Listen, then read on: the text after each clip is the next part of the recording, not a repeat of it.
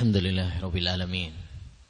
Wassalatu wassalamu ala ashrafil anbiya wal mursalin Nabiina Muhammad wa ala alihi wa ashabihi wa man tabi'ahum bi ihsanin ila yaumiddin, amma ba'd. Ayyuhal ikhwah wal akhwat, kaum muslimin wal muslimat rahimani wa rahimakumullah. Alhamdulillah kita dapat melanjutkan kembali kajian kita pada risalah Al-Aqidah At-Tahawiyah karya Al-Imam Abu Ja'far At-Tahawi rahimahullahu ta'ala. Pada pertemuan yang lalu pertemuan sebelumnya telah sedikit kita bahas masalah pembahasan takdir, dan bahwasanya pembahasan tentang takdir ini adalah pembahasan yang sangat penting untuk kita kaji dan untuk kita pelajari. Ada beberapa alasan atau faktor yang menguatkan pentingnya pembahasan ini. Kita sebutkan kemarin berapa? Masih ingat? Ada 5. Baik, insyaallah pertemuan pekan depan kita mulai adat kita yang dulu ya. Ada soal jawab. Baik. Pada pertemuan yang lalu telah kita bahas faktor-faktor pentingnya pembahasan memahami takdir. Di antaranya yang pertama, mempelajari takdir berarti mempelajari tentang rukun iman. Karena takdir merupakan bagian dari rukun iman, pondasi keimanan kita. Sebagaimana dalam hadis Jibril ketika beliau bertanya kepada Rasulullah SAW tentang iman, maka Rasulullah SAW menjawab, al-imanu an tu'mina billahi wa malaikatihi wa kutubihi wa rusulihi wal yaumil akhir wa tu'mina bil qadar khairihi wa syarrih. Bahwasanya termasuk iman adalah kamu beriman kepada takdir, baik yang menyenangkan ataupun yang tidak. Yang kedua, di antara faktor pentingnya membahas atau memahami tentang masalah takdir adalah karena banyak dalil-dalil dalam Al-Quran atau hadis yang menegaskan, membahas tentang masalah ini. Dan tidaklah hal itu kecuali karena pentingnya pembahasan ini. Yang ketiga, perhatian para ulama, sehingga mereka membahas, menulis pembahasan khusus tentang masalah takdir. Di antaranya adalah kitab Al-Firyabi dalam kitabnya Al-Qadar. Yang ini merupakan kitab akidah yang pertama kali ditulis di dalam agama Islam. Yang keempat, bahwasanya iman kepada takdir memiliki buah dan manfaat yang sangat banyak yang insyaallah nanti akan kita sebutkan. Dan yang kelima, banyaknya penyimpangan, kesesatan di dalam memahami masalah takdir. Itu 5 faktor yang menjadikan kita untuk perhatian kepada masalah takdir, mempelajari dan mengkaji masalah ini. Sekarang kita baca terlebih dahulu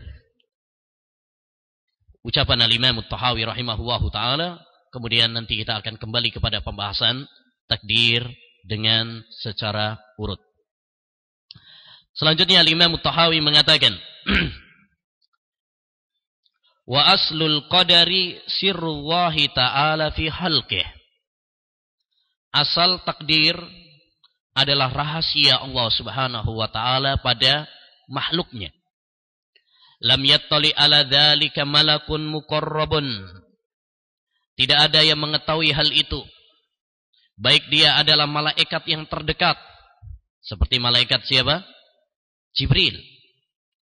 Malaikat yang sangat dekat kedudukannya dengan Allah Subhanahu wa ta'ala. Sekalipun Jibril, dia tidak tahu tentang rahasia takdir ini. Wala nabiyyun mursal, demikian juga seorang nabi yang diutus, seperti Nabi Muhammad SAW. Dia tidak tahu tentang takdir. Apa yang Allah Subhanahu wa ta'ala rahasiakan dari takdir kepada manusia. Karena itu hanya khusus bagi Allah Subhanahu wa taala.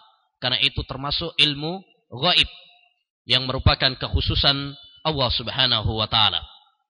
Jika memang pengetahuan tentang takdir adalah rahasia Allah Subhanahu wa taala, maka watta'ammuku wan nadharu fi dzalik, kita bertele-tele ingin tahu, meneliti tentang hal itu, dari atul khudlan, merupakan sarana ya menuju kehinaan.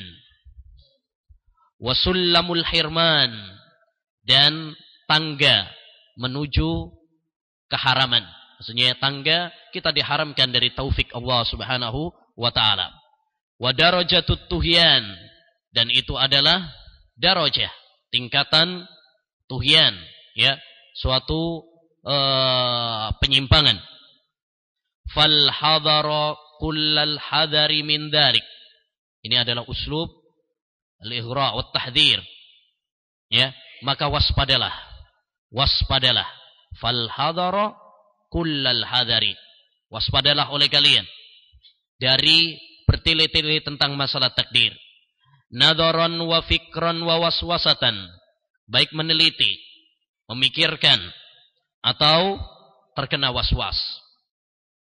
Fa inna Allah ta'ala tawa ilmal qadari an anamih, karena sesungguhnya Allah Subhanahu wa ta'ala telah menutup ilmu tentang takdir ini dari para hambanya. Wa nahahum an maramih, dan Allah Subhanahu wa ta'ala telah melarang mereka untuk mencari tahu tentang rahasia takdir ini. Ya. Kama qala ta'ala fi kitabih, sebagaimana Allah Subhanahu wa ta'ala mengatakan dalam kitabnya, yaitu Al-Quran, surat Al-Anbiya ayat 23. La yus'alu amma yaf'alu wa hum yus'alun. Allah tidak ditanya tentang apa yang dia perbuat, bahkan hambalah yang ditanya tentang perbuatan mereka. Faman sa'ala lima fa'ala, maka barang siapa yang bertanya, kenapa Allah berbuat demikian? Kenapa Allah Subhanahu wa taala memberi petunjuk kepada fulan misalkan, tetapi menyesatkan fulan? Ya, seakan-akan dia mengkritik Allah Subhanahu wa taala. Seakan-akan mengatakan bahwa Allah tidak adil. Kenapa dia diberi petunjuk sedangkan saya tidak? Kenapa dia diberi ilmu sedangkan saya tidak? Ya, kalau dia bertanya seperti itu, faqad radda hukmal kitab. Sungguh dia telah menolak, membantah hukum apa yang telah diputuskan oleh Allah Subhanahu wa taala dalam Al-Kitab, yaitu Al-Lauhul Mahfuz. Wa man radda hukmal kitab kana minal kafirin. Dan barang siapa yang membantah keputusan Allah Subhanahu wa taala dalam Al-Lauhul Mahfuz, maka berarti dia termasuk golongan orang-orang yang kafir. Taib, maksud Al-Imam At-Tahawi rahimahullahu taala di sini, ayyuhal ikhwah, menjelaskan kepada kita bahwa takdir Allah Subhanahu wa taala itu adalah sebuah rahasia. Allah lah yang maha tahu dan maha bijaksana. Tatkala Allah Subhanahu wa taala mentakdirkan ini atau itu kepada para hambanya, tidak ada yang mengetahui rahasia tersebut seorang pun dari kalangan makhluknya. Baik dia seorang nabi, ya, yang sangat tinggi kedudukannya seperti Nabi Muhammad, atau bahkan malaikat yang sangat dekat dengan Allah Subhanahu wa taala seperti Jibril. Jika demikian, kalau memang takdir itu, masalah takdir adalah rahasia Allah Subhanahu wa taala, maka kita tidak boleh untuk bertele-tele, ya, untuk mencari tahu. Oleh karenanya Rasulullah sallallahu alaihi wasallam dalam hadisnya pernah mengatakan, wa idza dzukiral qadaru fa'amsiku. Kalau disebut takdir, maka tahanlah. Ya, maka tahanlah. Maksudnya jangan terlalu dipikirkan bertele-tele. Karena manusia memiliki akal yang terbatas. Sekalipun mereka berusaha untuk sampai kepada rahasia takdir, ya, mereka tidak akan kesampaian. Ya, yang penting bagi hamba adalah beriman bahwa Allah Subhanahu wa taala mengetahui segala sesuatu. Bahwa Allah Subhanahu wa taala telah menetapkan segala sesuatu. dalam Lauhul Mahfuz dan menulisnya dalam Lauhul Mahfuz bahwa Allah Subhanahu wa taala menghendaki segala sesuatu yang Dia inginkan dan Allah Subhanahu wa taala menciptakan segala sesuatu. Ini yang wajib diimani oleh seorang hamba sehingga mereka menjadi hamba-hamba yang pasrah dan tunduk terhadap hukum Allah Subhanahu wa taala. Ya. Yang penting bagi hamba adalah dia yakin bahwa Allah Subhanahu wa taala Maha berilmu, Maha mengetahui dan Maha bijaksana. Sebagaimana firman Allah dalam surat An-Nisa ayat 11, "Innallaha kana aliman hakima." Sesungguhnya Allah Subhanahu wa taala Maha berilmu, Maha mengetahui dan Maha bijaksana. Ya. Jadi tidak boleh bagi kita untuk bertele-tele dalam masalah takdir, ya, sehingga berusaha untuk sampai kepada rahasia Allah Subhanahu wa taala. Banyak dalil-dalil dan tahdir peringatan dari Nabi sallallahu alaihi wasallam. Di antaranya hadis yang telah saya sebutkan. Idza dzukira ashabi fa'amsiku. Kalau disebut para sahabatku maka tahanlah lidah-lidah kalian. Wa idza dzukiral qadaru fa'amsiku. Dan apabila disebut ya takdir maka tahanlah lisan-lisan kalian.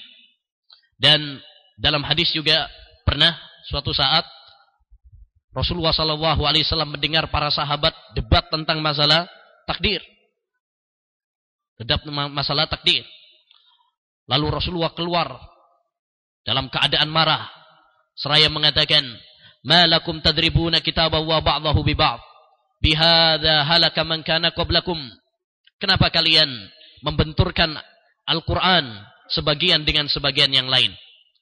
Ya, dengan sebab inilah orang-orang sebelum kalian binasa, hancur.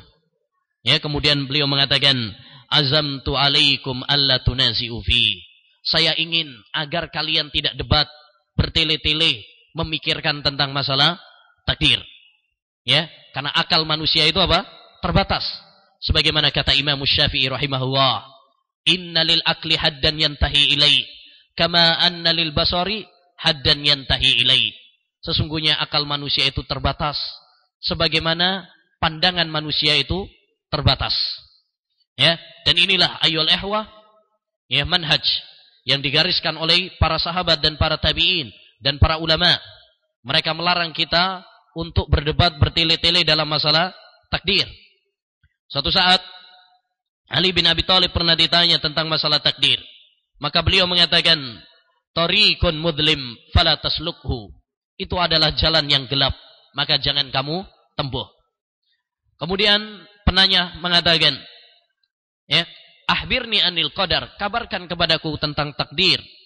Beliau tetap mengatakan, "Bahrun amikun fala talujhu." Itu adalah lautan yang sangat dalam, maka jangan kamu menyelam di sana. Ya. Penanya mengatakan lagi, "Kabarkan kepadaku tentang takdir." Maka Ali tetap mengatakan, "Huwa sirrullah fala tukallifhu." Itu adalah rahasia Allah, jangan kamu memaksakan diri untuk mengetahuinya. Demikian juga sahabat Ibnu Umar. Beliau pernah ditanya tentang masalah takdir, maka beliau mengatakan, "Syai'un aradallahu alla yutli'akum alaih, fala turidu minallahi ma aba alaikum."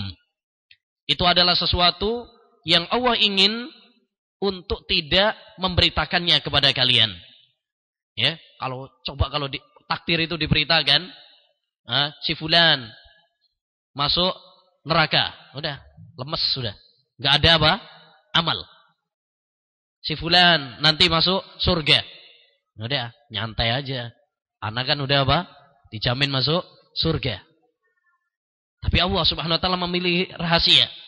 Ya, dengan hikmahnya dia tidak menyampaikannya kepada hamba. Fala turidu minallahi ma aba alaikum. Maka jangan kalian memaksa Allah Subhanahu wa taala apa yang Allah enggan untuk mengabarkan kepada kalian. Itu rahasia Allah. Jangan kalian paksa kepada Allah untuk mengabarkan sesuatu yang dia rahasiakan. Orang kita aja kalau sudah bilang, ya, kasih tahu dong misalkan.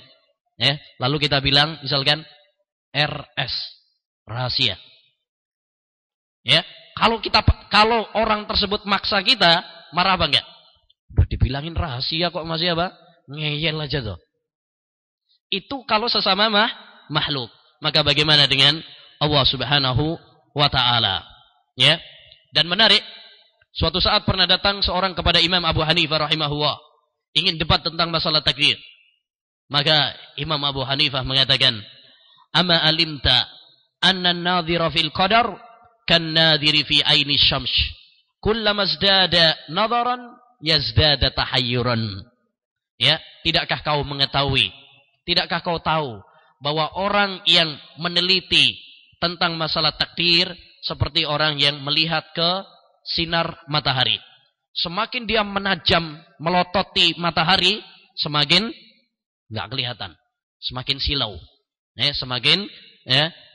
semakin bingung. Nah, namun ayolah rahimani wa rahimakumullah, larangan Nabi SAW juga larangan para ulama untuk kita bertele-tele tentang masalah takdir, bukan berarti kita tidak mengkaji masalah takdir secara benar. Ya, secara benar. Kemarin sudah kita sebutkan, mengkaji, membahas, mempelajari masalah takdir ini penting. Karena banyak ayatnya, ini termasuk rukun iman. Tapi dalam hadis yang lain, kita nggak boleh bertele-tele tentang masalah takdir. Ini tidak bertentangan, ya. Maksud dari hadis tersebut dan maksud dari peringatan para ulama ayyuhal ikhwah adalah yang pertama, kalau kita debat tentang masalah takdir tanpa dasar ilmu, tanpa bimbingan dari wahyu Al-Quran dan hadis Nabi Sallallahu Alaihi Wasallam. Allah berfirman dalam surat Al-Isra ayat 36, "Wala taqfu ma laisa laka bihi ilm." Jangan kalian mengatakan dalam masalah agama ini apa yang tidak kalian ketahui tanpa dasar ilmu. Jadi debat tapi nggak pakai modal ilmu. Ini yang nggak boleh. Meneliti, bertele-tele tentang masalah takdir tapi nggak pakai ilmu. Ini yang nggak boleh. Atau yang kedua adalah kita membahas tentang masalah takdir tapi hanya pakai akal. Tidak pakai sumber pegangan Al-Quran dan hadis Nabi Sallallahu Alaihi Wasallam. Ini yang terlarang. Karena akal manusia itu terbatas. Ya, kalau kita mau berbicara tentang masalah takdir, bahaslah dari sumber yang otentik, yaitu Al-Quran dan hadis Nabi Sallallahu Alaihi Wasallam. Ya, demikian juga ayyuhal ikhwah, maksud yang ketiga yang dilarang kita bertele-tele itu adalah kalau kita membahasnya untuk mengetahui rahasia Allah Subhanahu wa ta'ala. Ya, mengetahui rahasia Allah Subhanahu wa ta'ala. Sehingga kita bertanya pertanyaan-pertanyaan yang mengkritik Allah Subhanahu wa ta'ala, menyudutkan Allah, menyatakan bahwa seakan-akan Allah tidak adil. Misalkan, kenapa sih teman saya yang fulan itu kok dikasih akal yang cerdas, kok saya enggak? Kayaknya enggak adil. Ya, pertanyaan-pertanyaan seperti ini atau pemikiran-pemikiran seperti ini, ya, ini yang tidak diperkenankan. Ya, ini yang tidak diperkenankan. Nah, demikian juga yang dilarang di dalam takdir, ya, membahas tentang masalah takdir adalah jika hal itu menjurus kepada pertikaian, permusuhan, ya, perdebatan yang tidak sehat. Ini yang tidak diperbolehkan dan dilarang di dalam agama Islam. Baik. Selanjutnya ayolah kita akan tambahkan beberapa pembahasan tentang masalah takdir sehingga kita mudah-mudahan memahami masalah takdir ini sekalipun secara global tetapi punya gambaran bagaimana akidah Ahlussunnah wal Jamaah tentang masalah takdir. Insyaallah taala untuk memudahkan kita akan bahas dalam beberapa poin seperti biasanya agar lebih mudah dan praktis. Kitab tentang masalah iman kepada takdir banyak sekali. Tapi insyaallah taala kita akan nukilkan dari kitab yang ditulis oleh Syekh Muhammad bin Ibrahim Al-Hamd yang diberi muqaddimah atau kata pengantar oleh Syekh Ibnu Baz. Ini buku yang paling bagus menurut saya dan paling mudah, ya, dirangkum, dibingkai dalam sistematis. Baik. Kita mulai. Pertama adalah tentang definisi al-qadha wal qadar. Ya, poin pertama, apa yang dimaksud dengan al-qadha wal qadar? Wa tu'mina bil qadari khairihi wa syarrihi. Baik. Al-qadha ayyul ikhwah secara bahasa artinya adalah hukum. Ya, hukum, keputusan. Ya, hukum dan keputusan. Baik. Demikian juga adalah takdir. Ya, takdir mirip dengan qadha secara bahasa, itu mirip. Karena dia secara bahasa juga adalah al-qadha wal hukum. Ya.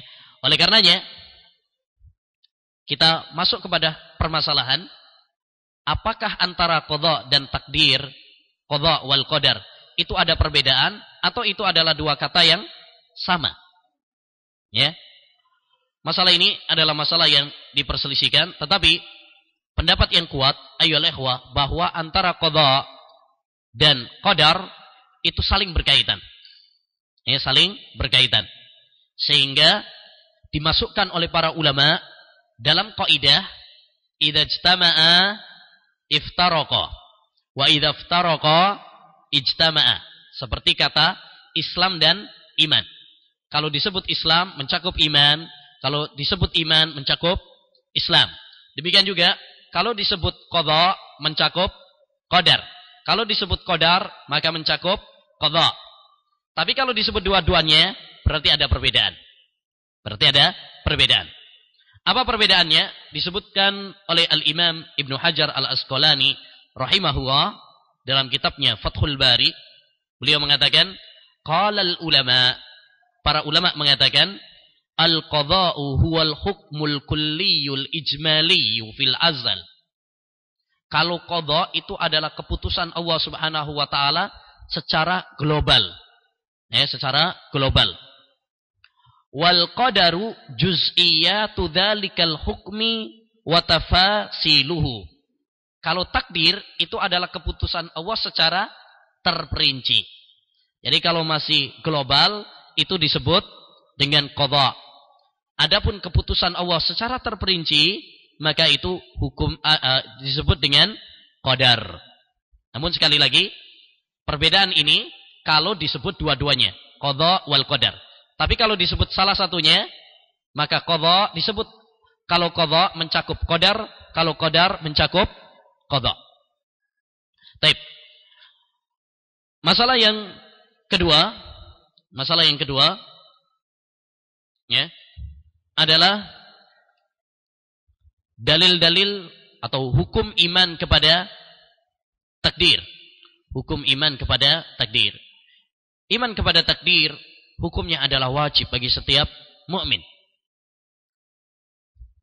Berdasarkan dalil Al-Quran, hadis, ijma, dan fitrah. Dalil dari Al-Quran begitu banyak. Di antaranya adalah firman Allah Subhanahu wa taala dalam surat Al-Qamar ayat 49. Inna kulla syai'in khalaqnahu biqadar. Sesungguhnya segala sesuatu itu kami ciptakan berdasarkan takdir. Baik. Yang kedua, dalil dari hadis. Dalil dari hadis banyak sekali. Di antaranya adalah hadis Jibril yang masyhur, di mana Rasulullah SAW ketika ditanya oleh Jibril tentang iman, beliau mengatakan, wa tu'mina bil qadari khairihi wa syarrih. Termasuk rukun iman adalah kamu beriman kepada takdir. Baik. Yang ketiga, berdasarkan ijma, kesepakatan para ulama. Para ulama sepakat wajibnya iman kepada takdir. Bahkan mereka mengatakan siapa yang tidak beriman kepada takdir, dia kafir, murtad dari agama Islam. Sampai-sampai Ibnu Umar tatkala disampaikan kepadanya bahwa ada di Basrah Ma'bad al-Juhani dan teman-temannya yang mengingkari takdir, maka beliau mengatakan, sampaikan kepada mereka bahwa Ibnu Umar berlepas diri dari mereka dan mereka berlepas diri dari saya. Demi zat yang jiwa saya berada di tangan Allah Subhanahu wa taala. Seandainya mereka menginfakkan 1 gunung Uhud berupa emas, Allah enggak akan menerima sedekah mereka sampai mereka beriman kepada takdir. Karena kafir. Ya, tidak diterima sedekahnya. Ya. Nah, dan Imam Nawawi rahimahullah dalam kitabnya Syarah Muslim menukil ijma' kesepakatan para ulama ini.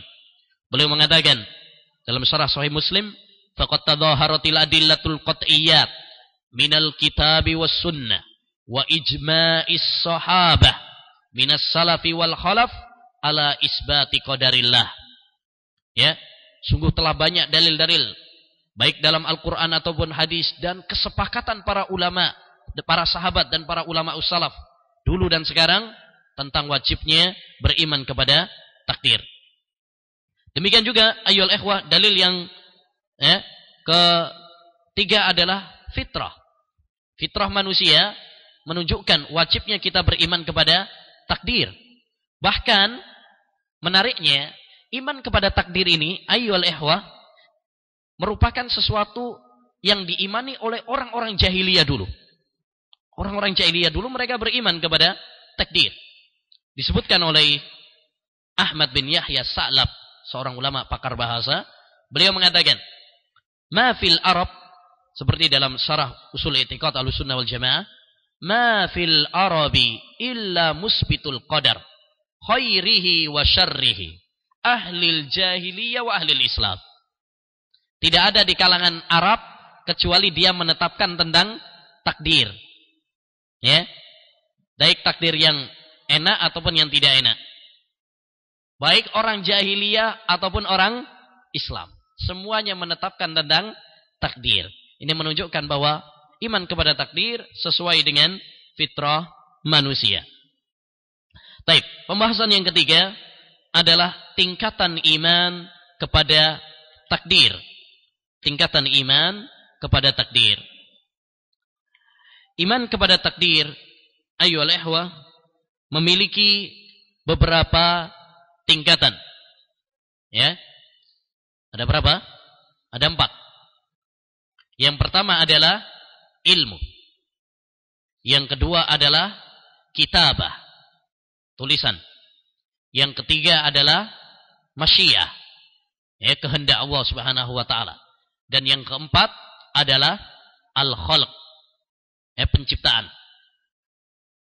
Ya, 4 tingkatan ini dirangkum dalam sebuah bait. Ya, ilmun, kitabatu, maulana, masyiatuhu, wa khalquhu, wa huwa ijadun wa taqwinu. Ilmun, kitabatu, maulana, masyiatuhu, ya. Kemudian bait selanjutnya, wa khalquhu wa huwa ijadun wa taqwinu. Ilmun, ini yang pertama, tingkatan pertama, ilmu. Kitabatu maulana, tulisan Allah Subhanahu wa taala. Yang kedua. Yang ketiga, masyiatuhu. Ini yang ketiga, kehendak Allah Subhanahu wa taala. Yang keempat, wa khalquhu wa huwa ijadun wa taqwinu, ciptaan Allah Subhanahu wa taala. Jadi ada berapa? Ada 4. Yang pertama adalah ilmu, yakni kita beriman bahwa Allah Subhanahu wa taala mengetahui segala sesuatu secara terperinci. Secara global, secara terperinci. Baik sebelum terjadi, ketika terjadi, dan setelah terjadi. Semuanya Allah Subhanahu wa taala mengetahuinya. Ya. Di antara dalil tentang tingkatan ini firman Allah Subhanahu wa taala dalam surat Al-An'am ayat 59. Wa indahu mafatihul ghaibi la ya'lamuha illahu. Ya, di sisi Allah Subhanahu wa taala kunci-kunci ilmu gaib yang tidak ada yang mengetahuinya kecuali Allah. Wa ya'lamu ma fil barri wal bahr. Allah lah yang mengetahui yang di daratan dan di lautan. Wa ma tasqutu min waraqatin illa ya'lamuha. Ya, tidak ada daun pohon yang jatuh kecuali Allah Subhanahu wa taala pasti mengetahuinya. Wala habbatin fi dhulumatil ardi, dan demikian juga tidak ada satu biji pun, ya, satu biji biji-bijian yang ada di kegelapan bumi, kecuali Allah, kecuali semua itu adalah telah ditetapkan di dalam Alkitab. Nah, yang kedua, tingkatan yang kedua adalah Alkitabah, tulisan. Yakni kita beriman bahwa Allah Subhanahu wa taala menulis apa yang Allah Subhanahu wa taala ilmui tersebut dari takdir-takdir makhluk sampai pada hari kiamat, Allah tulis di dalam Lauhul Mahfud. Dalam Lauhul Mahfud. Dalilnya banyak sekali, di antaranya adalah firman Allah Subhanahu wa taala dalam surat Al-Hajj ayat 70. Alam ta'lam anna Allah ya'lamu ma fis sama'i wal ard. Tidakkah kamu mengetahui bahwa Allah mengetahui apa yang di langit dan di bumi? Inna dzalika fi kitab. Inna dzalika 'ala Allah yasir. Semua itu ada di dalam kitab dan itu bagi Allah sangatlah mudah. Tingkatan yang ketiga adalah masyiah, kehendak. Yakni apa yang Allah Subhanahu wa taala kehendaki pasti terjadi. Pasti terjadi. Tidak ada kehendak makhluk kecuali di bawah kehendak Allah Subhanahu wa taala.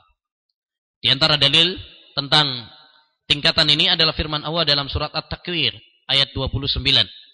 Wa ma tasyauna illa ayyasha Allahu rabbul alamin. Tidaklah kalian berkehendak kecuali Allah berkehendak. Dialah Rabb alam semesta. Dan tingkatan yang terakhir adalah al-khalq, penciptaan. Yani Allah Subhanahu wa taala menciptakan segala sesuatu.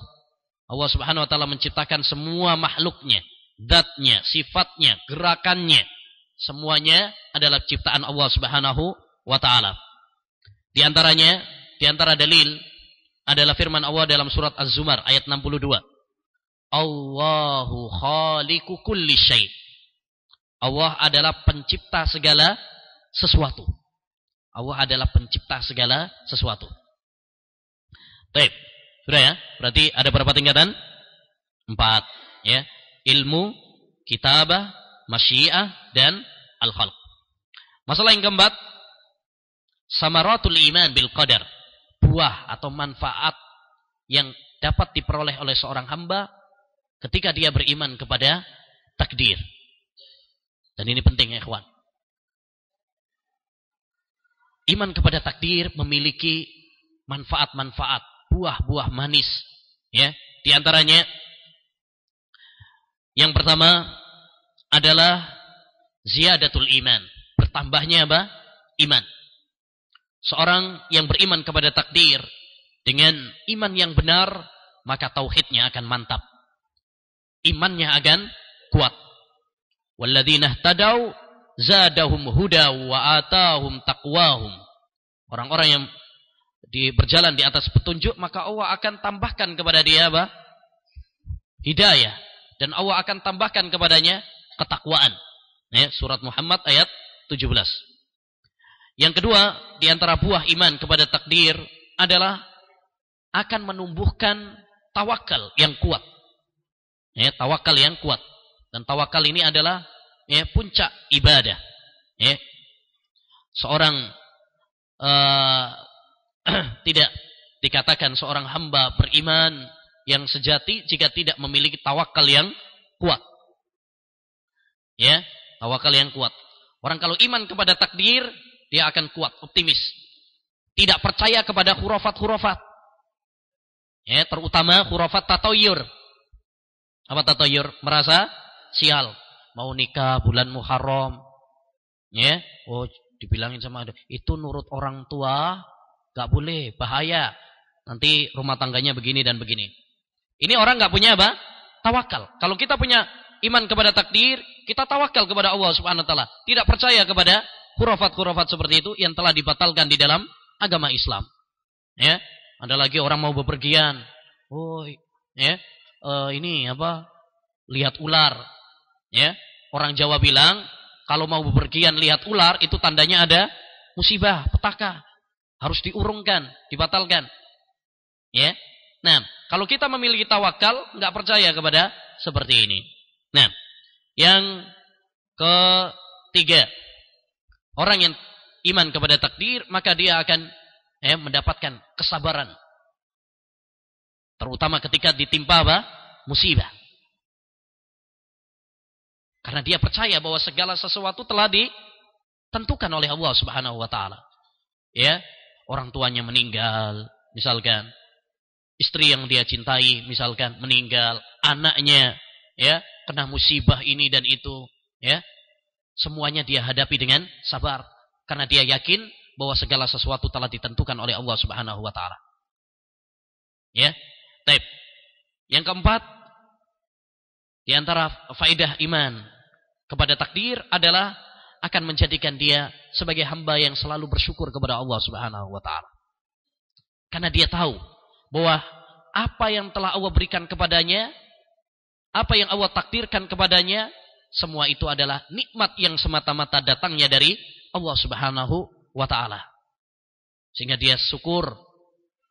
Lalu Allah Subhanahu wa taala menambahkan nikmatnya kepada dia. Dengan demikian ayyuhal ikhwah, seorang mukmin seperti yang disabdakan oleh Nabi, ajaban li amril mukmin. Sungguh menarik urusan orang yang beriman itu. Semua urusannya baik.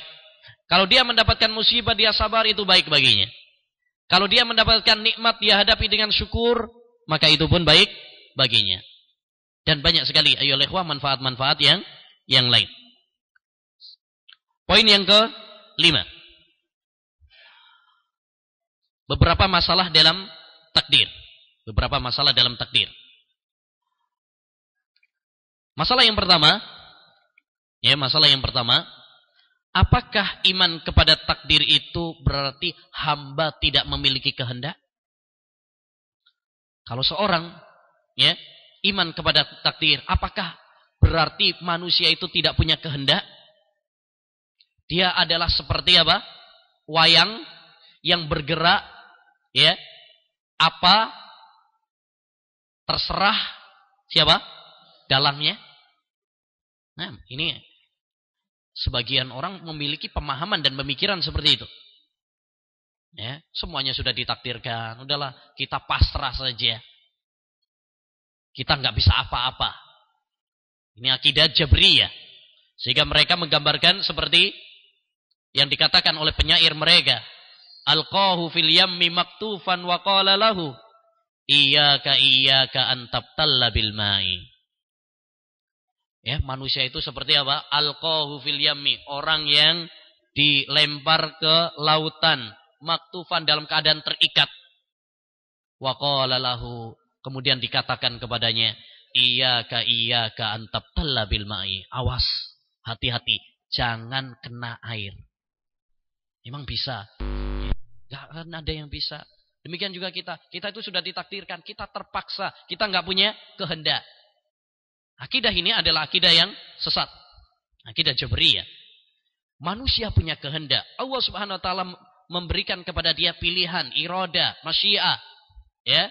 Tetapi masyiah manusia di bawah kehendak Allah Subhanahu wa taala. Sebagaimana dalam ayat tadi. Apa? Wa ma tasyauna illa liman syaa minkum ayyastaqim. Wa ma tasyauna illa ay yasha Allah. Rabbul alamin.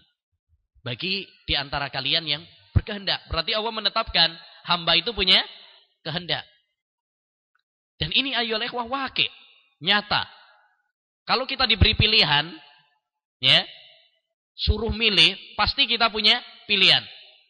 Kalau seandainya kita dikasih pilihan, milih minum susu atau minum racun. Orang yang sehat pasti apa? Milih susu. Saya milih racun, pengen mati apa? Ya, itu mungkin orang stres gitu ya. Nah, berarti manusia itu punya apa? Pilihan. Nah, jadi kalau debat sama orang Jabriyah yang percaya seperti tadi, tanya sama dia, kamu mau nggak saya pukul? Saya tempeleng. Nggak mau. Berarti kamu punya apa? Kehendak.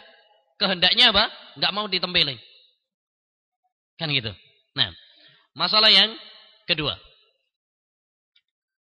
Masalah yang kedua.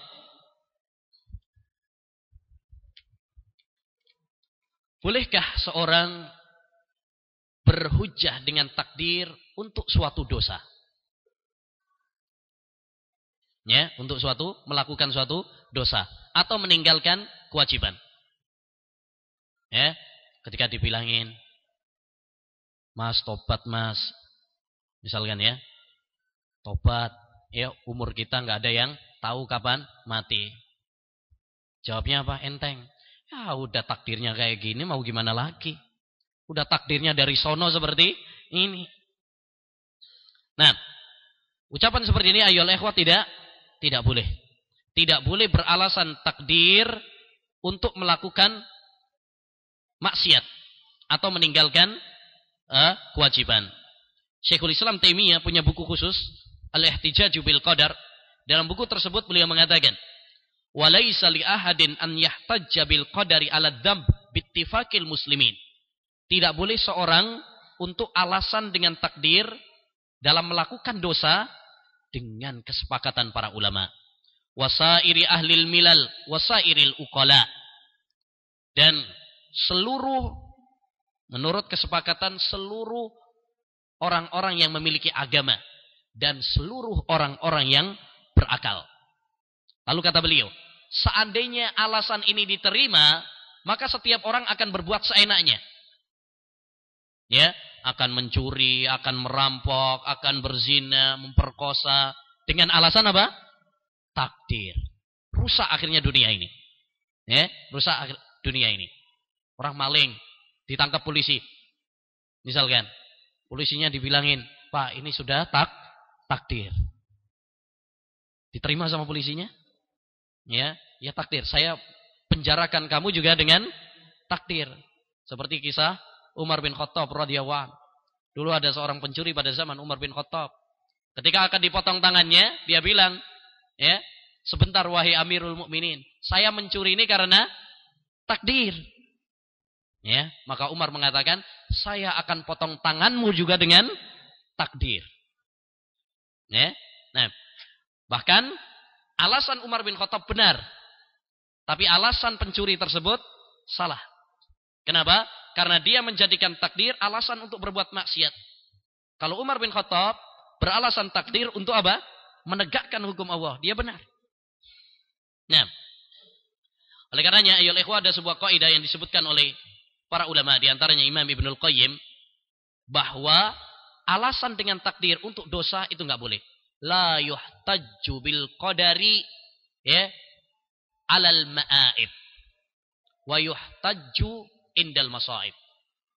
Ya, tidak boleh takdir itu dijadikan alasan untuk maksiat, untuk melakukan dosa.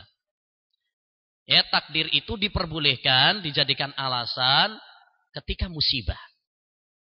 Kalau kita musibah, kecelakaan, antum bilang, ini sudah apa?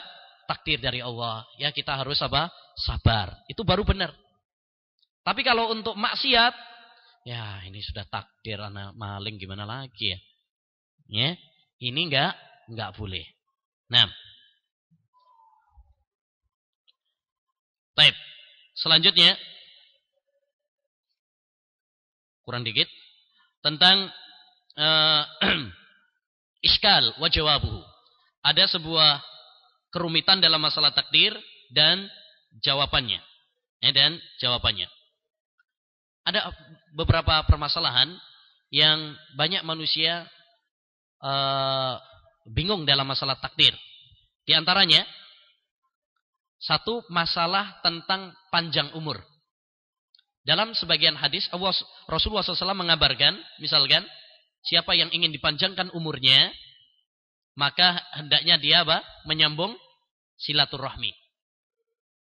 Bahkan doa panjang umur, Rasulullah pun pernah berdoa panjang umur kepada Anas bin Malik. Wa atil umroh, panjangkan umurnya. Ini menjadi masalah, membingungkan sebagian. Bukankah umur itu sudah ditentukan? Kok kemudian Rasulullah mengatakan siapa yang ingin dipanjangkan? Seakan-akan apa? Belum ditetapkan sehingga bisa panjang lagi. Ya. Taib. Ayolah ikhwah, perlu dipahami bahwa hadis-hadis seperti ini tidak bertentangan dengan takdir. Sebab Allah Subhanahu wa taala mengetahui segalanya. Dalam artian si fulan, misalkan, Kalau dia menyambung silaturahmi umurnya 40. Kalau dia nggak menyambung silaturahmi berapa? 30. Dikasih umur 30. Kalau menyambung silaturahmi 40. Dan Allah sudah tahu si fulan tersebut akan bakal apa? Nyambung silaturahmi. Maka dikasih apa? Umur 40. Dan itu dalam keputusan Allah tidak berubah. Ya, tidak berubah. Yang berubah pada catatan malaikat karena karena malaikat tidak tahu tentang ya rahasia takdir Allah Subhanahu wa taala yang berada di Lauhul Mahfuz. Yang berada di Lauhul Mahfuz. Nah, yang terakhir, masalah yang kedua yang rumit juga adalah banyak orang sekarang ada apa namanya USG. USG yaitu untuk mengetahui tentang jenis bayi, laki atau perempuan dan sebagainya. Padahal ya yang tahu tentang bayi itu adalah apa? Allah Subhanahu wa taala. Termasuk ilmu gaib. Wa ya'lamu ma fil arham. Allah Subhanahu wa taala mengetahui apa yang di rahim. Sebagian orang membingungkan, loh, sekarang bukan Allah saja yang tahu, dokter juga apa? Tahu, karena sekarang sudah ada apa? Alat canggih. Wa ya'lamu, yaitu apa? USG itu. Ini juga tidak bertentangan. Karena dalam ayat tersebut Allah mengatakan, perhatikan, wa ya'lamu ma. Ma di situ adalah isim mausul yang bermakna apa? Umum. Bahwa Allah itu mengetahui yang ada di rahim bukan sekedar laki atau perempuan. Tapi tahu juga apa? Rizkinya, umurnya. Dokter tahu apa enggak? Kalau dokter tahu apa enggak? Rizkinya, ini akan nanti rizkinya jadi orang tajir. Tahu apa enggak? Ini orang melarat. Enggak tahu. Paling dia hanya sekedar pada apa? Ya, jenis kelamin. Itu pun kadang-kadang apa? Meleset. Kadang-kadang keliru. Yang kedua, kalau ilmu dokter itu terbatas. Sebelum 4 bulan biasanya nggak ngerti. Dan memang nggak bakal tahu. Ya, baru sebulan 2 bulan ya USG nggak bakal tahu karena belum kelihatan. Tapi kalau Allah Subhanahu wa taala ya ilmunya apa? Luas. Mengetahui. Nah, yang paling terakhir yaitu golongan yang tersesat dalam masalah takdir. Banyak golongan yang tersesat, tapi yang paling penting adalah 2 golongan. Yang pertama adalah Qadariyah, yaitu golongan yang apa? Mengingkari takdir. Enggak percaya kepada takdir. Yang kedua adalah golongan Jabriyah. Golongan Jabriyah, yaitu golongan yang mengatakan bahwa manusia itu apa? Terpaksa, tidak punya kehendak.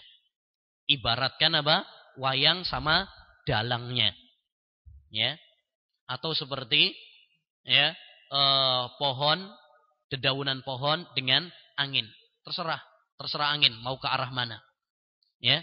Nah, itu beberapa pembahasan secara singkat dalam masalah takdir sebagai tambahan apa yang disebutkan oleh Imam At-Tahawi rahimahullah taala. Barang siapa yang ingin memperluas bisa dibaca kitab-kitab yang membahas tentang masalah takdir. Ya, di antaranya adalah kitab yang ditulis oleh Syekh Muhammad bin Ibrahim Al-Hamad, ya, Al-Imanu bil Qada'i wal Qadar. Wassallallahu wasallam ala Nabi Muhammad wa ala alihi washabbihi. Assalamualaikum warahmatullahi wabarakatuh.